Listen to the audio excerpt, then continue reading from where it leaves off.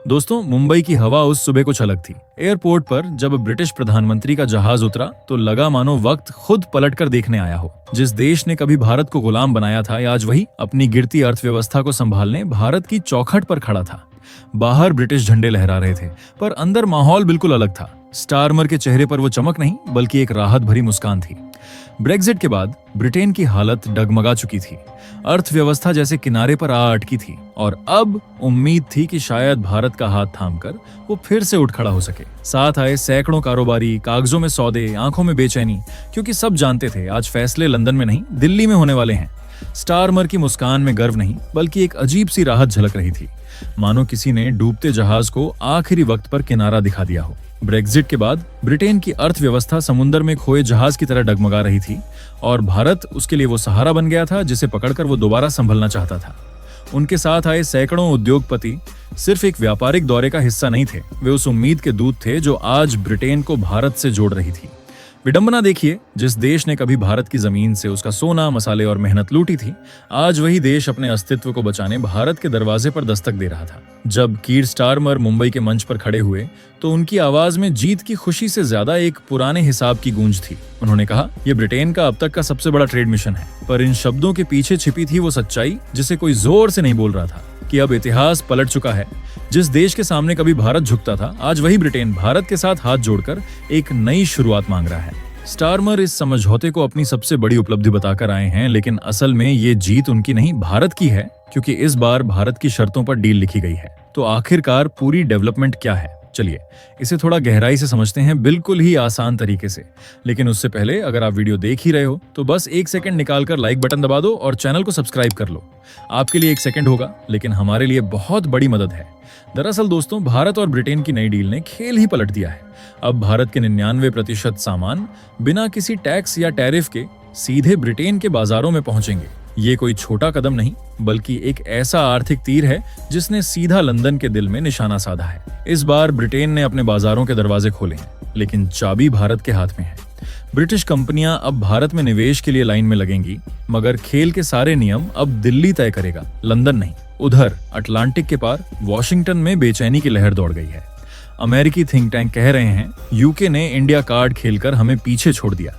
कभी अमेरिका भारत को अपनी इंडस्ट्री का सबसे बड़ा बाजार मानता था और आज वही भारत ब्रिटेन के साथ 0% टैरिफ डील कर रहा है। व्हाइट हाउस के गलियारों में चर्चा है, भारत अब केवल बाजार नहीं, ग्लोबल ट्रेड की नई धुरी बन चुका है। अमेरिका की सबसे बड़ी चिंता यही है कि जिस देश को वो अपने आर्थिक इशारों पर चलवाता था, वो अब खुद फैसले लेने लगा है।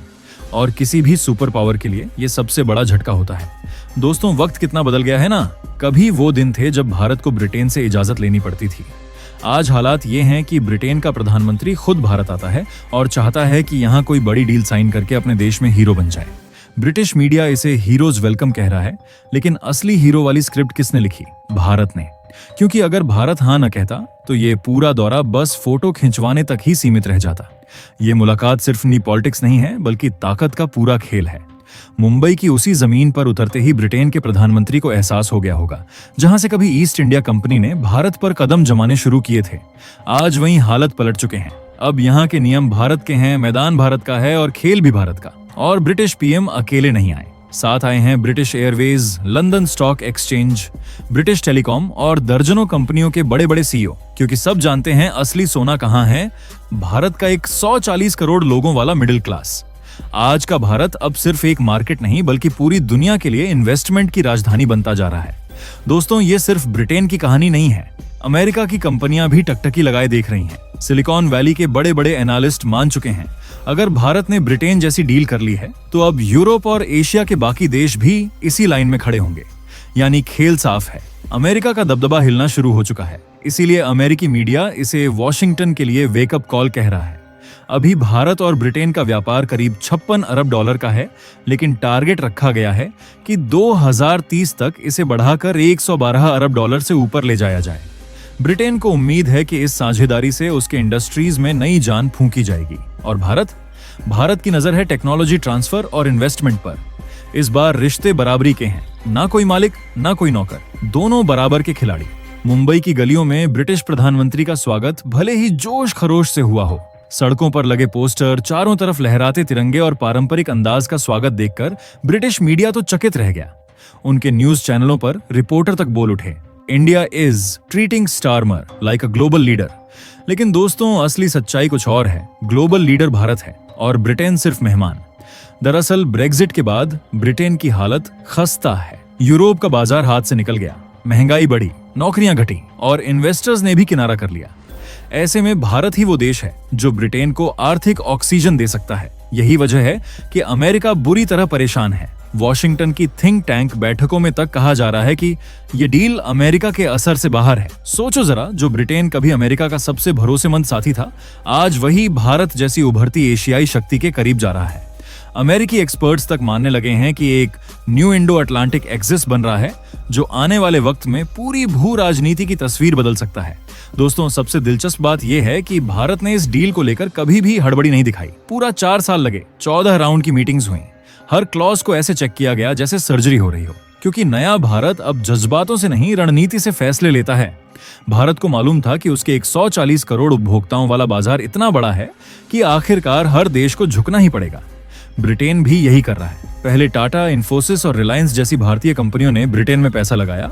अब बारी है ब्रिटिश कंपनियों की कि वे भारत की दहलीज पर दस्तक दें। और इस बार बाजी पलट चुकी है। वीजा की शर्तें, एंट्री के नियम सब भारत तय करेगा। यहीं से अमेरिका की टेंशन और बढ़ गई, क्योंकि ब्रिटेन ने साफ कह दिया है कि भारत के साथ डिफेंस, टेक्नोलॉजी और एजुकेशन सेक्टर में भी साझेदारी बढ़ाई जाएगी। और ये वही 3 सेक्टर हैं जहां अब तक अमेरिका का सुपर पावर टैग चलता था। दोस्तों, हालिया ब्रिटेन यात्रा सिर्फ औपचारिक दौरा नहीं, बल्कि 21वीं सदी के भारत की ताकत दिखाने वाला बड़ा स्टेज बन गई है। वैसे वॉल स्ट्रीट जर्नल ने भी लिखा कि अब भारत ब्रिटेन के लिए सबसे बड़ी प्राथमिकता बन चुका है, अमेरिका नहीं। इसका मतलब साफ है, दुनिया अब समझ चुकी है कि भारत अब पीछे नहीं, सबके आगे चल रहा है। सोचिए, वही मुंबई की धरती जहां कभी ईस्ट इंडिया कंपनी ने भारत की गुलामी की पटकथा लिखी थी, आज वहीं ब्रिटेन भारत से व्यापार और साझेदारी का मौका मांग रहा है। इतिहास का चक्र उल्टा घूम चुका है। अब भारत देता है अवसर और ब्रिटेन मांगता है मौका, और अमेरिका वो बस दूर से देख रहा है, शायद थोड़ी जलन के साथ, और चेहरे पर मुस्कान का झूठा मुखौटा। दोस्तों, ये साफ संकेत है कि 21वीं सदी का असली केंद्र अब नई दिल्ली है, न कि लंदन या वॉशिंगटन। कीर स्टारमर के मुंबई आगमन के साथ ही भारत और ब्रिटेन के बीच व्यापार और तकनीकी सहयोग की संभावनाएं तेजी से खुलने लगी हैं। अब ब्रिटेन भारत को सिर्फ एक बड़ा बाजार नहीं, बल्कि तकनीकी और डिजिटल नवाचार का साथी भी मान रहा है। ब्रिटिश कंपनियां अब भारतीय स्टार्टअप्स में निवेश की ओर देख रही हैं और लंबी अवधि के प्रोजेक्ट्स जैसे स्मार्ट सिटी, बुनियादी ढांचा और इलेक्ट्रिक वाहन क्षेत्र में अवसर तलाश रही हैं। इससे साफ संकेत मिलता है कि भारत की आर्थिक ताकत और निवेश आकर्षण अब यूरोप के लिए भी प्रमुख बन गया है। इस बदलाव के चलते विदेशी कंपनियों की रणनीति बदल रही है।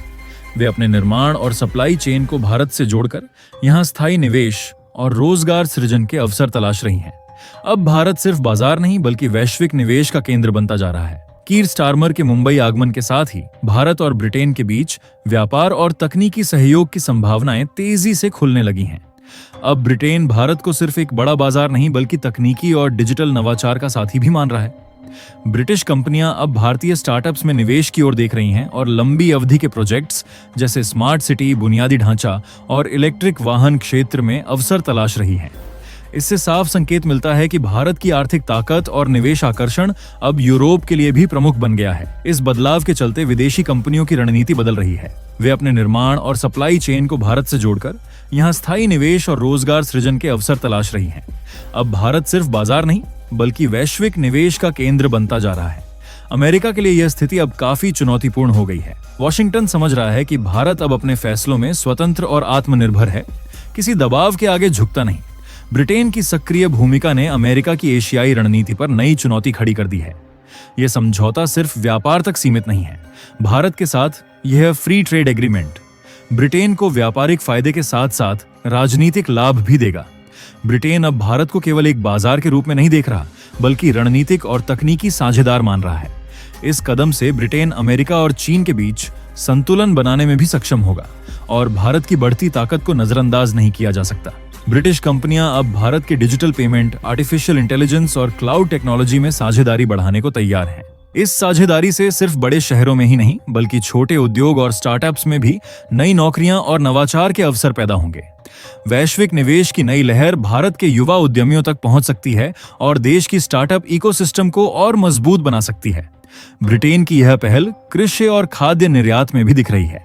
भारतीय उत्पाद अब 0% टैरिफ के साथ ब्रिटेन भेजे जा सकते हैं, जिससे किसानों और ग्रामीण उद्योगों को वैश्विक बाजार तक आसान पहुंच मिलेगी। वहीं ब्रिटिश कंपनियां भारत में खेती, फूड प्रोसेसिंग और रिटेल सेक्टर में निवेश कर सकती हैं, जिससे स्थानीय अर्थव्यवस्था और ग्रामीण विकास को भी बड़ा फायदा होगा। अमेरिका की नजर अब इस बदलाव पर टिकी है क्योंकि भारतीय नवाचार और व्यापार सीधे अंतर्राष्ट्रीय बाजार में असर डालने लगे हैं। ब्रिटेन और भारत की हालिया डील केवल व्यापार तक सीमित नहीं है, इसमें शैक्षिक और सांस्कृतिक पहलू भी शामिल हैं। ब्रिटेन के विश्वविद्यालय अब भारतीय छात्रों और रिसर्च प्रोजेक्ट्स में निवेश बढ़ा रहे हैं, जिससे हमारी युवा पीढ़ी को वैश्विक स्तर पर मुकाबला करने का अवसर मिलेगा। इससे भारत की टेक्नोलॉजी और नवाचार की क्षमता भी और मजबूत होगी। सिर्फ शिक्षा ही नहीं, ये समझौता सुरक्षा और रक्षा के क्षेत्र में भी अहम है। ब्रिटेन भारत को आधुनिक तकनीक, समुद्री और एरोस्पेस सिस्टम्स में सहयोग देने का प्रस्ताव दे रहा है। इससे हमारी सामरिक क्षमता बढ़ेगी और अंतर्राष्ट्रीय मंच पर भारत की रणनीतिक पकड़ और भी मजबूत होगी। बाकी दोस्तों, आपके हिसाब से क्या हमारे भारत को ब्रिटेन से यह समझौता करना चाहिए या नहीं? अपनी राय नीचे कमेंट बॉक्स में जरूर बताएं, क्योंकि दोस्तों आप सभी की राय हमारे देश के लिए बहुत ज्यादा मायने रखती है। और दोस्तों, ये थी आज की बड़ी खबर जो काफी रिसर्च और मेहनत के बाद हमने आपके सामने रखी है। तो अगर आप हमारी मेहनत को सपोर्ट करना चाहो तो वीडियो को लाइक और चैनल को सब्सक्राइब करके अपने दोस्तों से शेयर कर दें, ताकि उन्हें भी ये जानकारी मिल सके। जय श्री राम।